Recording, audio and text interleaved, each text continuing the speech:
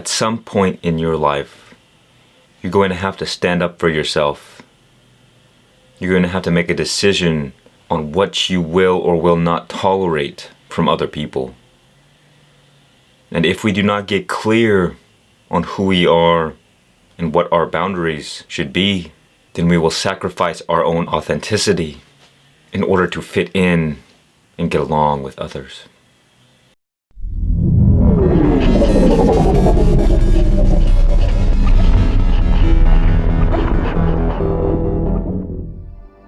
You see this all too often, that for the sake of avoiding conflict, we allow other people to get away with unacceptable behavior because we do not want to rock the boat. We do not want to confront the truth because it is difficult. I often think there is nothing more horrifying than the truth. It is painful, and so it is no wonder why people do their best to avoid it. Sometimes we have family and friends, people we love, but who treat us in a certain way that we are uncomfortable with. And because of our desire to avoid pain, we just push it down. We just try to move on. Maybe we tell ourselves, well, that's just the way that person is.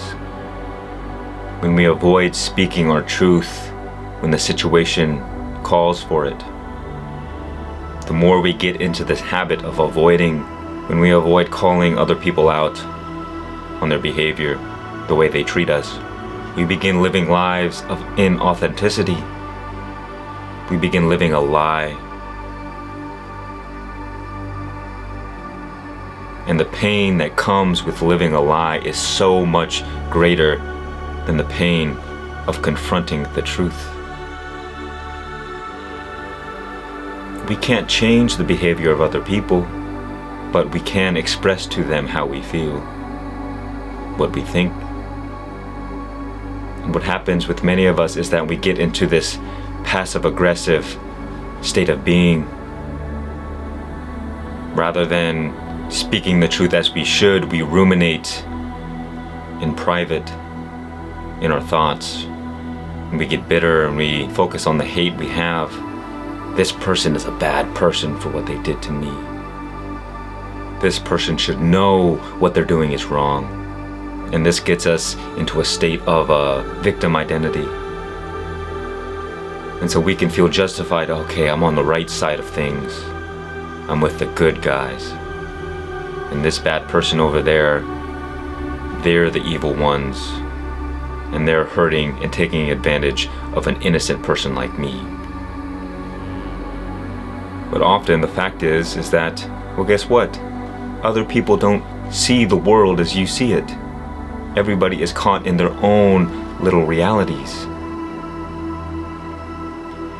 So if you don't speak the truth about how you feel and what you think, then you do not give the other person the opportunity to reflect or change their actions. And so it is not so much that they are the bad person, it is just that you have not been honest with yourself and with others. Even if somebody else does something that is wrong and it hurts you,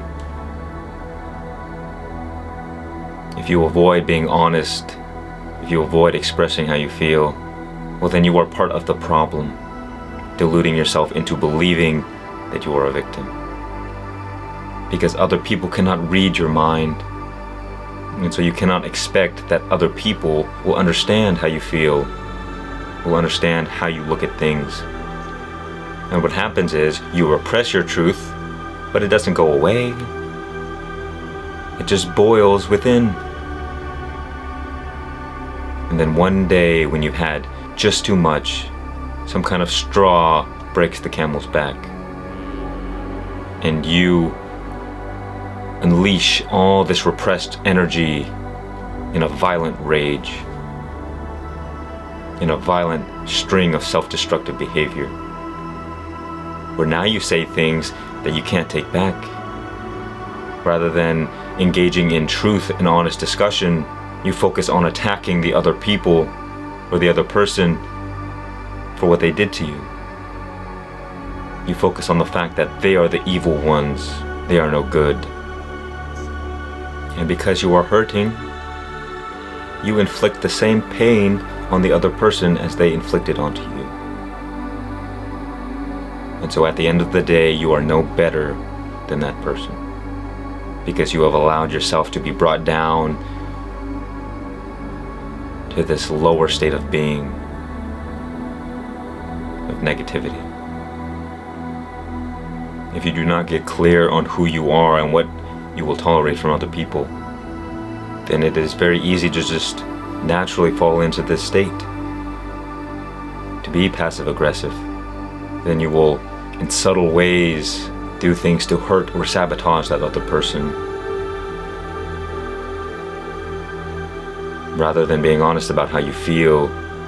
You will just allude to the fact that something is wrong, rather than saying, hey, I am mad at you for what you did. You will just be mad and hope that the other person picks up on your energy, and then that person is left wondering what is wrong with you. And so if you do not speak your truth to that other person, it doesn't matter what they did to you, because what you are doing to them is likely worse. I like to say that it is better to be honest and evil than to be a good liar. And those who are the best liars are those who lie to themselves. Do not delude yourself into being a victim, to blaming others, because this does nothing but keep you a slave. It inhibits your growth. You get stuck in the past and life moves on without you. You may sit ruminating for days, weeks, months, or years about what somebody else did to you. But that so-called evil person, they probably moved on and never gave it another thought. So who inflicted more pain? Let's say the one action of a person who hurt you, or the pain you self-inflicted by ruminating on the negativity. It's not so obvious. Now, if you are caught in a situation where somebody is perpetually causing you harm and suffering, perhaps this is a different story. And so this leads us to one of the greatest things we can do in any relationship,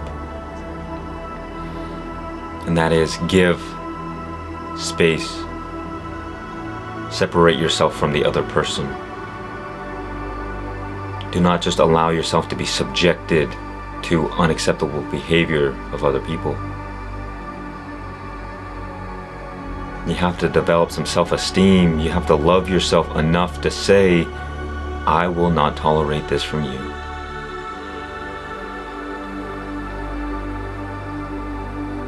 You have to feel worthy enough of respect to say, I will not allow you to disrespect me.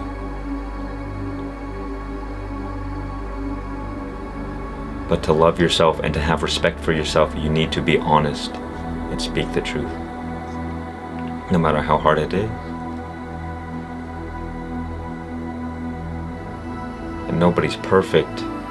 Even if your voice trembles and your heart is beating out of your chest and you're on the verge of tears and the words don't come out exactly the way you want them to, better to speak the truth poorly than to hide it well. Because by avoiding the truth, by avoiding standing up for yourself, saying what you know you need to say, not only do you destroy yourself and your own authenticity, but you allow the other person to continue getting away with their behavior. And so by you not saying anything, they might go on and do that to another person. And so how responsible are you in that case? I'm not saying you are necessarily to blame, but when we allow unacceptable behavior, we also allow the other person to believe that there's not a problem. And if they don't believe that there's a problem, they will continue the unacceptable behavior. Oftentimes we sacrifice our own truth because perhaps the person closest to us is the one hurting us, and we feel that we can't be separated. We have to be there for that person. We love this person and they are suffering, so we need to be there for them. But you do not need to be around anybody whose behavior you cannot tolerate. If somebody is hurting you physically or psychologically, you do not need them in your life.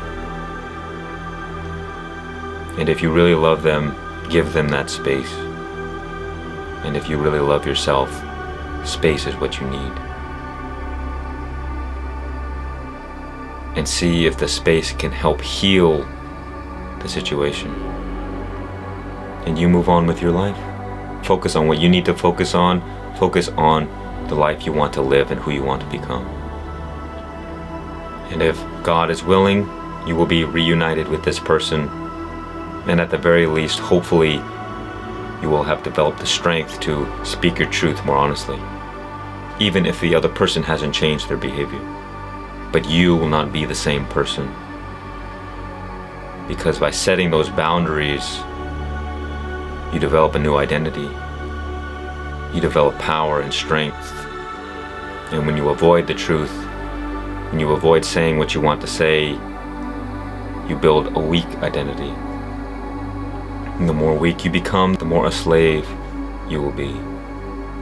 The more you will suffer, the more pain you will experience. What I am talking about is not convincing another person that what they're doing is wrong. It is not about trying to change another person's behavior. It is not about trying to make the relationship work. It is about saying, this is how I feel. And regardless of what you say in response, I have said everything that I need to have said. And regardless of what happens moving forward, the only thing that matters is that I spoke the truth. And you allow the other person to take that and do with it what they will. And you will know whether or not that person loves you by how carefully they consider what you say and whether or not they choose to change. But being in a relationship with somebody who you are constantly in arguments with, fighting with, engulfed in negativity and toxicity, what does that do for anybody? You may say that you love this person, but your actions are betraying what you're saying. Because by feeding the negativity, by engaging in the arguments and the toxicity, you are creating suffering in them as well as yourself. And if you believe that that person loves you, then they will not want you to suffer. So you say you love yourself and you love the other person, but your actions say, I do not love myself and I do not love this other person. Because the result is that there is nothing but suffering. And then what happens is that we try and make up. And we say, I'm sorry, let's just move on. Forget the past. And then it happens again and again because nothing really changed. It was not a sorry of truth. It was a sorry of, look, I'm uncomfortable, I don't like this tension. Let's just avoid it. Let's just move it on because I can't be bothered with this. And because of the contrast of the polarity of hate, love, pain, pleasure, polarity is attractive, so we get sucked into it. We can't seem to escape. The pain makes the pleasure feel so much better. And it's not until you create some space from the situation that you realize how toxic that relationship might have been. And people will use manipulation to say, well, no, let's work this out. They may continue to drag you along.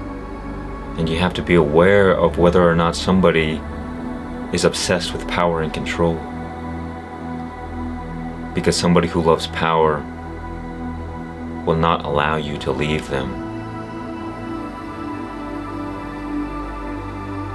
And they will do whatever it takes to keep you a slave. And whether you need to use your own intuition or your intellect, I don't believe that it's that difficult to tell whether or not somebody is truly sincere. I say, give people 3 chances at most. Somebody makes a mistake, they hurt you, you can move on, you can forgive that. Somebody does the same thing again, okay, now we're beginning to cross some boundaries. But for the sake of this relationship, I'll make the effort to keep it alive. But if somebody does the same thing 3 times or more to you, they have no intention of changing. Because people fear confronting the truth, saying what they mean, speaking their honesty. We give people too many chances. We give people more chances than they deserve, hoping that maybe one day they'll change. Or worse, maybe we believe that we can change them.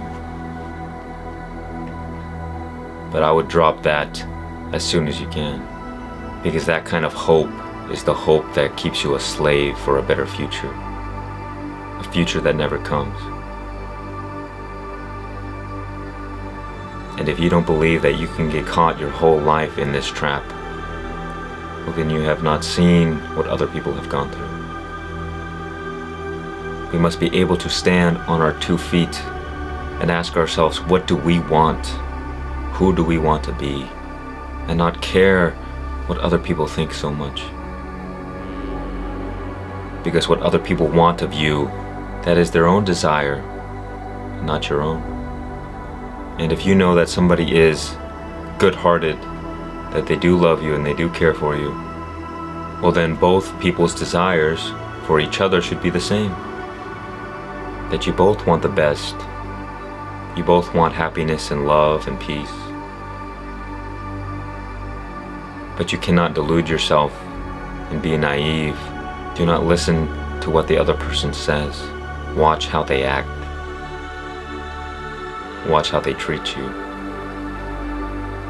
There are too many good people in this world that will want the best for you and treat you the way you know you deserve to be treated. Life is too short to be around people who bring you down, who hurt you, who are always spreading negativity. It's not that we might not love these people.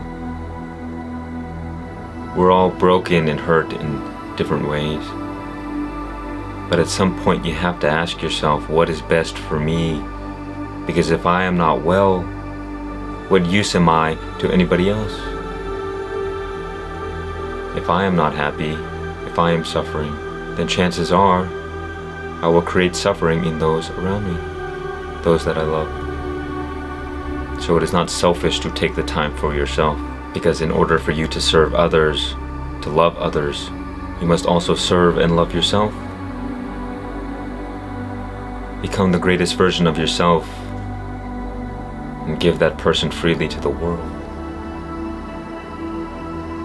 If you were to give a gift to somebody you love, wouldn't you want to give them the best gift you possibly could? And yet, we often try and give and give and give when we ourselves do not feel enough, when we do not feel loved or worthy. If we are miserable and suffering, what is it that we give to other people? Sure, we can give them our presence, but if we are suffering, it is very difficult to be present. We have too much on our mind, too much eating away at our soul. It's not about how much time you spend with others, it's about the quality. And you can only have quality time with other people when you are being honest and truthful, when you are present, when you are fully happy and satisfied with the experience of this moment. Because if you're with somebody wanting to be somewhere else, wanting to be doing something else, People can feel that energy, and it is not productive. And I believe there is a balance to be had. Sometimes life calls on you when you don't feel ready. Sometimes you have to accept that you're going to be messy, you're going to make mistakes, you're not going to feel worthy. Sometimes people don't need you to be at their best. People just need you. And so I cannot tell you what you should or should not do. Life is like a tightrope balance. You cannot lead to any one side. You cannot focus on yourself so much that you ignore everyone else, and you cannot be so for everybody else that you ignore yourself. But that is why there are seasons. We will all go through times where we need the isolation. We need to focus on ourselves, get ourselves right. And we know when that season is upon us, when we're around others all the time and stuck in our same patterns of behavior. When we want to grow and move on, but we can't. Because when we spend time with other people, the energy of each individual, it mixes, merges together. That is the whole reason why that quote, you are like the 5 people you hang around with most. But if the people you hang around with most are not who and where you want to be, then does it make sense to be around these people all that often? If you want more for your life, but the people you're around don't, it does not make sense to continue hanging around them. That doesn't mean you don't love them. That doesn't mean you still don't spend time with them. It just means you have to know yourself. You have to know who you want to be and where you want to go, so you can set boundaries. Somebody may want to be around you all the time, but their energy is not helping you. And by isolating yourself, you will make that person upset and uncomfortable, and there will be tension in the relationship. And they may even feel like you betrayed them. This is why I say, do not get so caught up in the perspectives of others, because you can only focus on yourself and what you see and what you believe in the reality that you are experiencing. And to be authentic and to be truthful, people will misunderstand you. You will be a mystery to some people. You will make people uncomfortable. You will create tension. But like a child who does not understand why they are being punished, you will know it is for their best interest. Not that you are punishing other people, but that you are staying true to yourself, and that you know that is the right thing to do. And so too, if you do not punish the child and you allow it to get away with its poor behavior, well then it will continue the behavior that causes you to dislike the child. And therefore, you allow both people to suffer. And again, this is not about punishing another person. This is about doing what you believe the right thing is to do for you. Because if you are right, your mind is right, when you see clearly, you allow other people the greatest opportunity to also see clearly, to also be authentic and speak their truth. When you can be honest with others and say, your behavior is concerning to me, and I do not want to be around you if you continue this.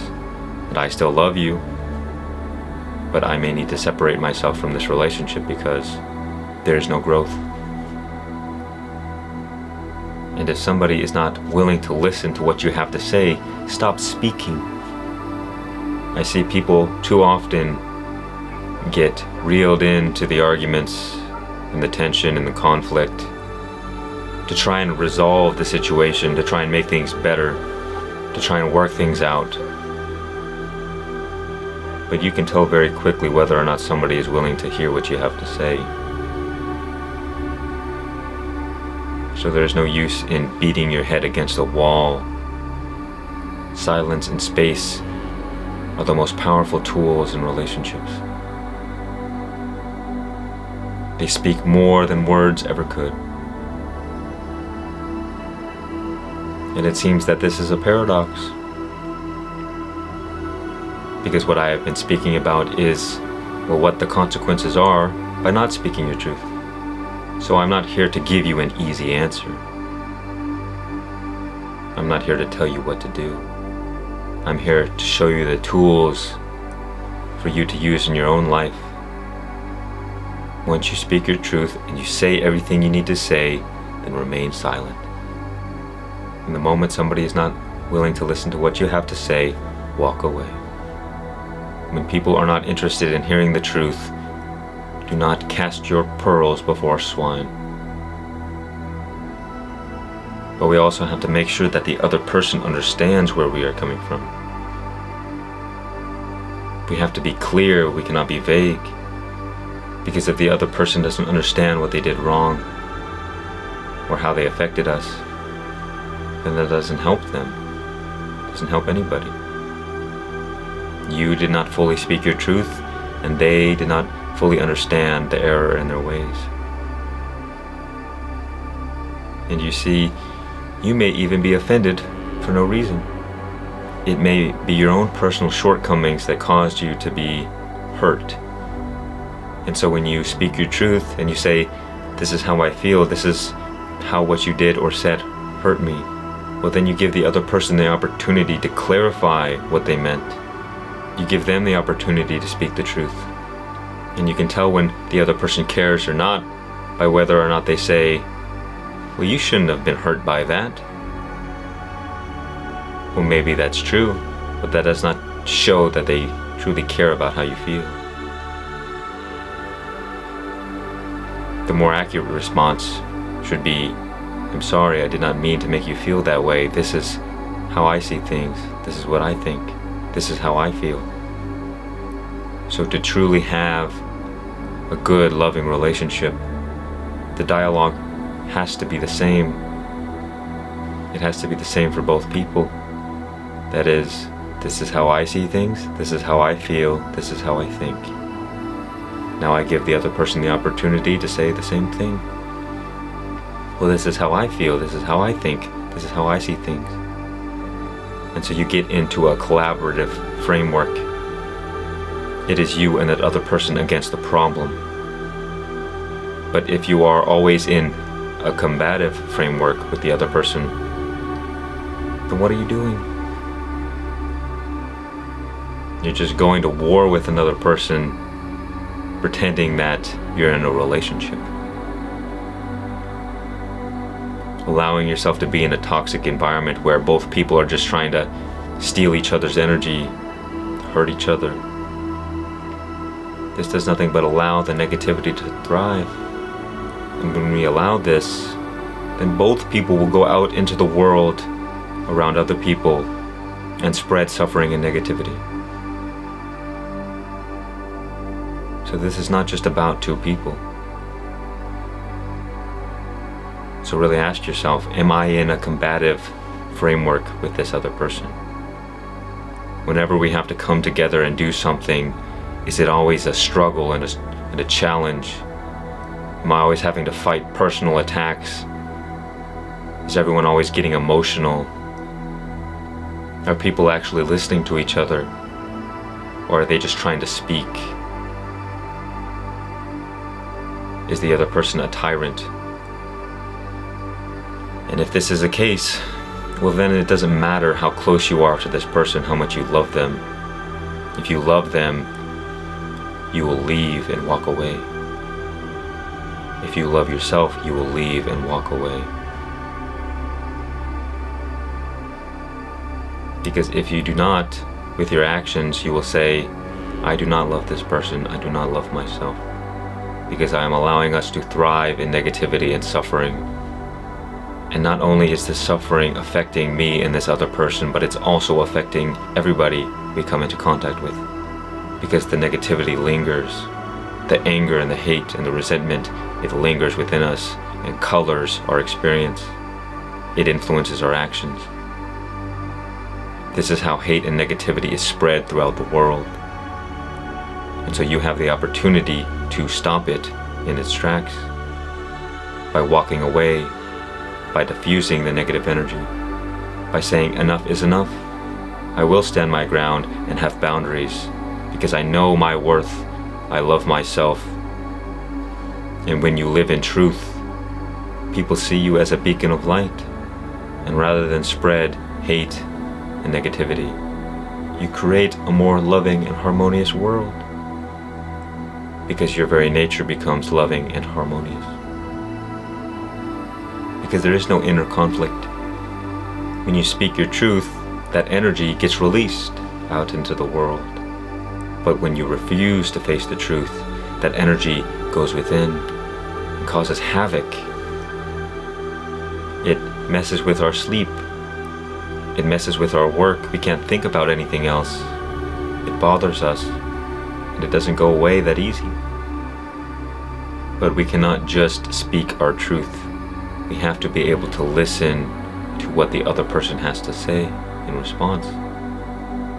If we focus only on speaking our truth and not listening to the other person, well, then we reject the other person being able to speak their truth.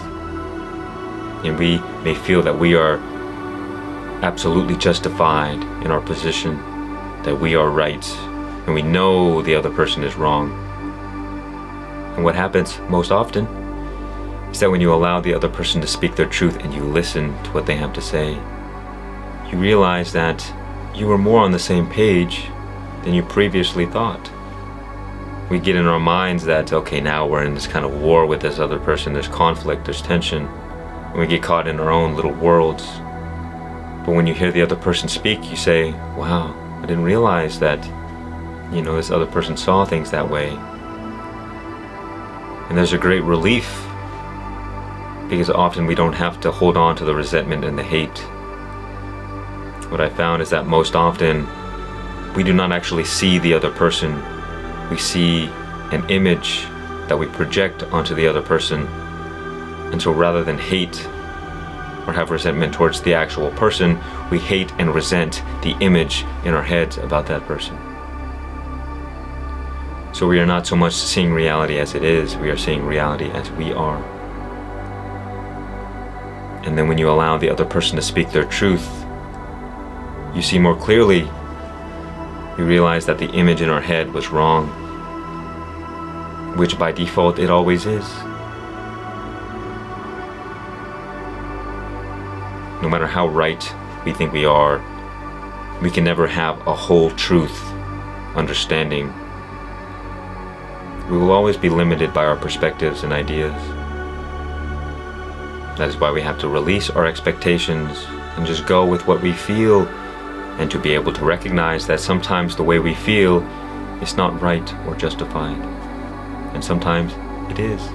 Sometimes the other person did do something wrong to us.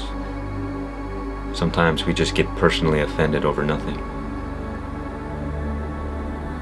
And so by releasing our expectations, we are more open to seeing reality as it is. But so long as we get stuck in our own ways, this person is like that, what happens is that this imaginary idea, even if there's truth to it, this imaginary idea of that person, whenever we come into contact with them and interact with them, we project this image onto them and reinforce whatever behavior we believe fits their character. It is not just that they are a certain way, it is that we perceive certain patterns of behavior and we put that person in a box and we say, I understand this person. And so when we interact with them,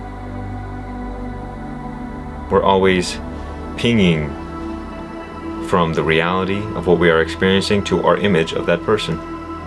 And if it is congruent, then we say, okay, I still know this person.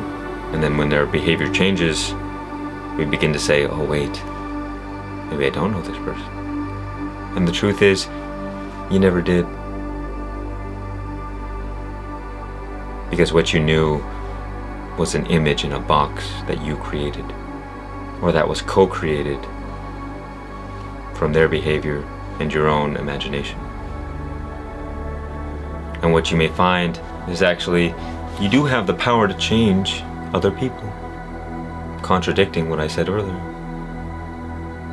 But the only way to do this is by changing the image in the box that you have of that other person.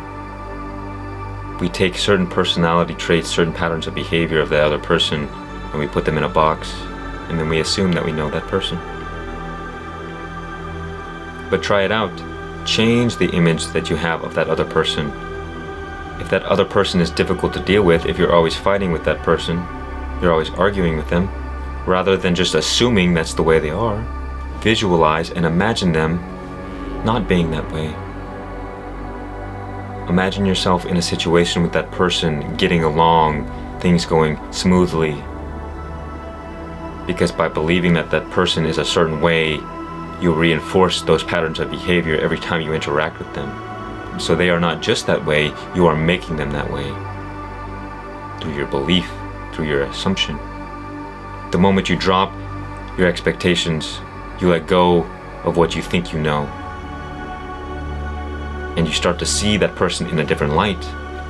Then when you interact with them the next time, you start projecting onto them a new identity, a more healthy one. And what you may find is that magically, the reality in your mind begins manifesting itself. That you spent 30 years arguing with somebody, and by simply changing the image you have of them, by ignoring for a moment what appears to be the facts of reality, the facts of their behavior, then when you interact with them, the way you speak to them will change, the way you look at them will change, your body language, and then their body language, their unconscious will receive a different kind of energy from you. Because you never realized that you were going into the situation with the assumption that there's going to be an argument, there's going to be a fight. So you're tensed and ready. You're expecting the argument, you're expecting the fighting. Not because it is true, but because you make it true. And the moment you change your energy, it's the moment you change the relationship with that other person. Because you're not defensive, they don't need to feel defensive. Because you're not tense, you give them the opportunity to relax. But you see, we are so often attached to the story we have in our heads. The story about who we are and how other people are, how the world is, that it's too difficult to change. We are so caught up in believing that other people are just this certain way that we couldn't possibly believe otherwise. If you spend 30 years dealing with somebody and they repeat the same behavior over and over and over again, rationally speaking, you assume that you know that person, that you can predict their behavior. So you assume and expect that whenever you interact with that person, you are going to get a certain kind of behavior. But the truth is that you are in co-creation the whole time, reinforcing that behavior in that person because of your expectations. It's not that you were wrong. There may have definitely been truth that this person is a certain way. And because there is truth, you believe it to be true and then reinforce it. So the only way to change other people is to stop reinforcing that behavior, change your perspective about them, change your energy. And so in relationship with that person, when you interact with them, both people change. Because as I said earlier, there's always an energy exchange between people. So when you change your energy, you will by default change theirs, if you are always interacting with them. And if they choose not to change their behavior, then that's fine. You changed yourself. You have the power to walk away or do as you please. But I am just trying to bring awareness to the fact that we are co-creating, that it is not just the other person, that we are also responsible. And to be responsible, we must recognize our own patterns of behavior, our own beliefs, our own energy, and to change them. To focus on the reality that we want to experience, and to not give our energy to that which does not serve us, to that which is not beneficial. You see, oftentimes let's say if I have the identity of being a victim, unconsciously, then I may attract people into my life, relationships, who help me reinforce this identity as a victim. So I seem to always be getting abused in my relationships. And if I continue to blame the other person for abusing me, then I remain in this victim identity, this story in my mind. And what you will find is that the moment you change the identity, if I no longer allow myself to remain as a victim, then I will stop attracting people who victimize me. I will stop attracting situations that allow me to be a victim.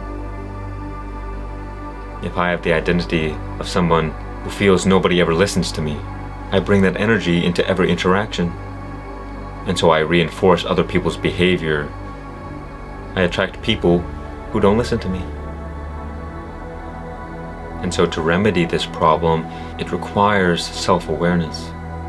We have to be on a path of self-discovery, to understand our own patterns of behaviors, our shortcomings, so that we can consciously manage our energy to avoid co-creating a reality that is unfavorable to us. Because whether we are aware of it or not, we are creating our reality. If you do not make the unconscious conscious, it will direct your life and you will call it fate. Unbeknownst to you that you may have been attracting these situations. Now, this doesn't mean that people aren't actually victims. That doesn't mean that it's always our fault. That just because bad things happen to us, it doesn't mean that we necessarily attracted it. But if we are not aware of ourselves, then we will never know.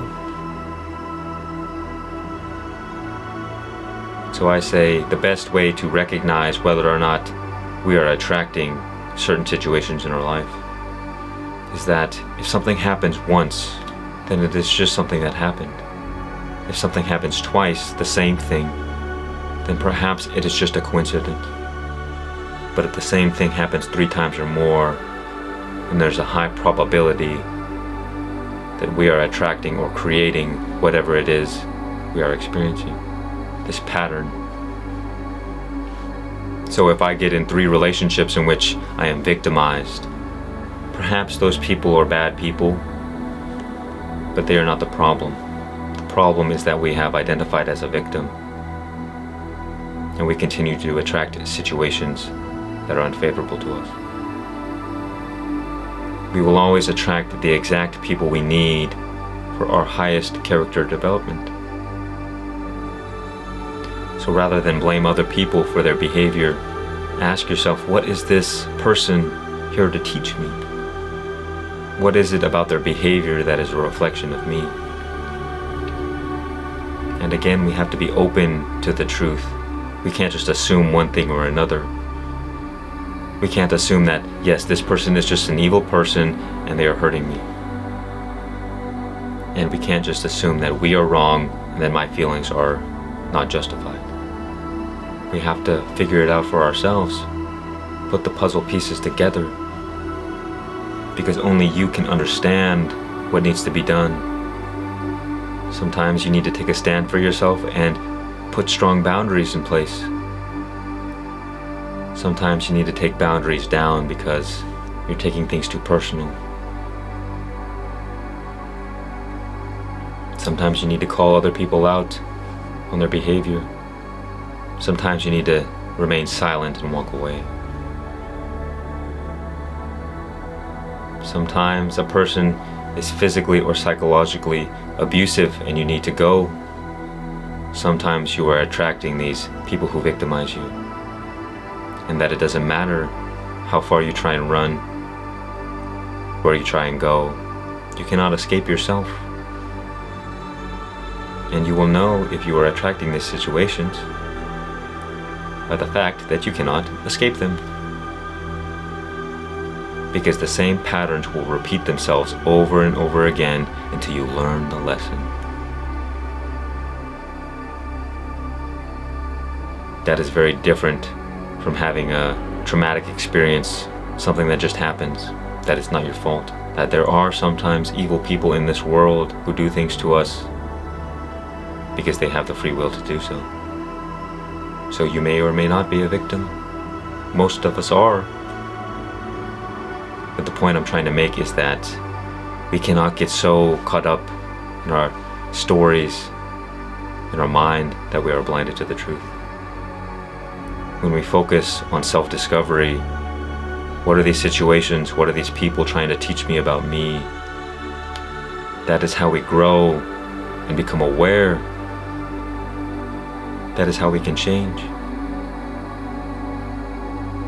We don't have to be around people who treat us poorly, but if we do not feel worthy, if we feel that we deserve to be treated poorly, then it doesn't matter what relationship you are in.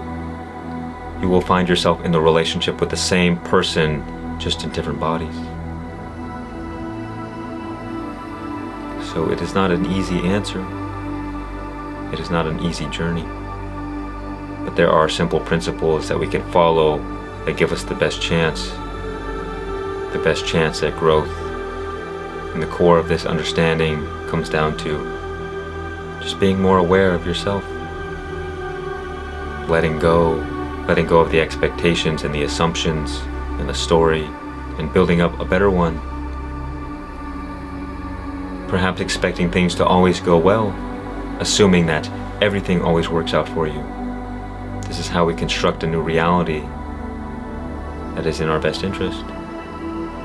Because whatever you believe will become true. Whatever you assume will become fact.